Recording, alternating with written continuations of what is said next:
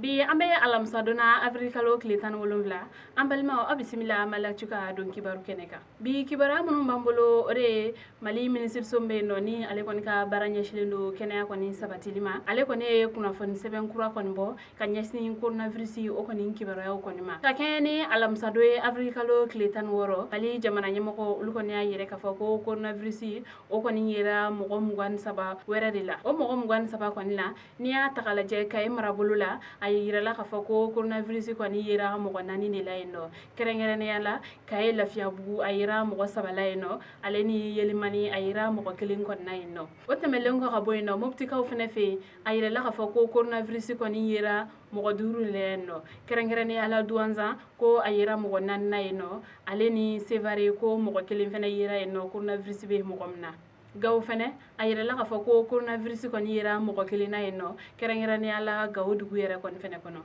bamako ale sigida yere kon fene kon nala ayira la kafa ko sigida folo ko mo nani yira eno sigida flana mo kelin yira eno sigida sabana mo kelin yira fene sigida nanna ayira mo flala eno sigida duruna ayira mo sabala eno aleni sigida worona ayira mo flawere la eno fene o mo kura munun ko ni flani o be mali coronavirus taw ko ndafa mo keme aleni biolo vlani kelina ka yirawla ka fo ko ka ke ni avril kalo kletan woro ko coronavirus taw ko ni masa ko wa fene ko mo ko ni makene ya o sababu yala mo sale ulu ko ni ka jate ba no la ni o ye mo tan sabe mo kene ale ulu yere ko ni fene ka jate ba no la ni o ye mo bisaban nani alibi mali jamana nyamako ulu kon be la nyinin ke kan nyeshi bela jelen kelengel nama sabla ko bela jelen koni joro kan kabu coronavirus koni kelella o sababu la anyina do bela jelen koni fe beka kene wale o ka ulu koni matrafa kibara wara mambolo kada ukulo kan ore marok jamana ulu koni ka kene sobam kon be mali kono yanno ni asigero re koni benendo e seben korola koni ma bamako sigidan nan koni konnala ni o kene so yere koni ka barabina be muso kono ma ale koni den fitinu ulu koni furakelma ambe wakati mina iko sa kene so ale koni kuma dayelen folo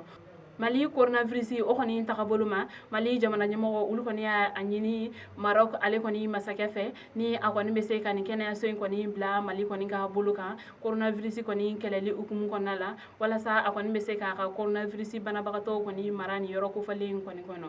mali jamana nyamo ulu koni kuyeni la nyini ke dogo kun temele maraku jamana ale koni masake ale koni ma basi do ni kuma in konna sabla u jala na ka foko mali jamana nyamo u koni ka ni yoro ko falen koni ka u mago koni nyene bo ala kayere ka foni yoro ko falen koni ale yere koni kuma dayele ko ga koni ni wakati nunun koni intemela ko chugaya koni binake wala sa chuga na bara koni miseka damne ni kene aso in konna kibara wale mbambolo kada ukulo kan ore mali wasade mblo o koni nyamogo bani o ye istaka sidibe ale koni seben kerengelen bo kanyashi mali wasade un konma seben koni konala ale koni ayire ka foko amedomne ikobi ko coronavirus ko o koni yira mali wasade koni chamana ko o sababu yala ko akoni bani ni mali wasade koni to bela jelen koni fe ko coronavirus koni yira wasade munna ko mogo munu ni ulu koni ngerela nyokona ko sebe ko o mogo nunu koni beka wuli ni kata uga segelu kon ke nango o mako tesi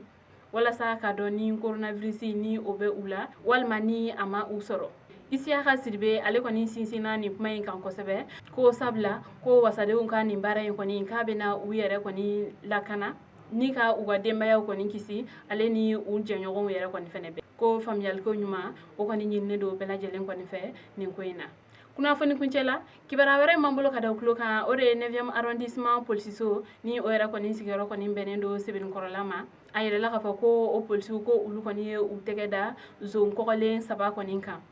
ni zone nun koni kunga bara benendo mobilisation koni ma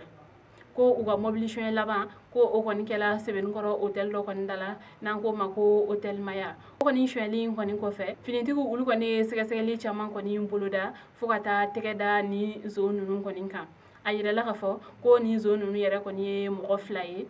koni be mobilisation ko usabana ko o koni mo ye nu ya ashien u beta fere mo koni ma ko wa ko ni zone flan nun koni minele ko mobili fla were koni taraye ubolo ale ni moto jakarta saba ale ni mobili kle koni fene chama ko mobili fla mo yere koni fene yira ubolo ko ulutiki yere koni be yira ko wa fene ko ulu koni ka mobili bena la segi uma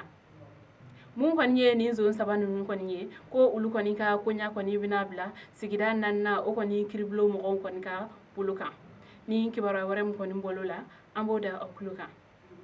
an balimaw ni kibaruya ne tun b'an bolo ka da aw tulo kan ani ce aw tulomajɔ la aw k'an bɛn a ɲɔgɔnna wɛrɛ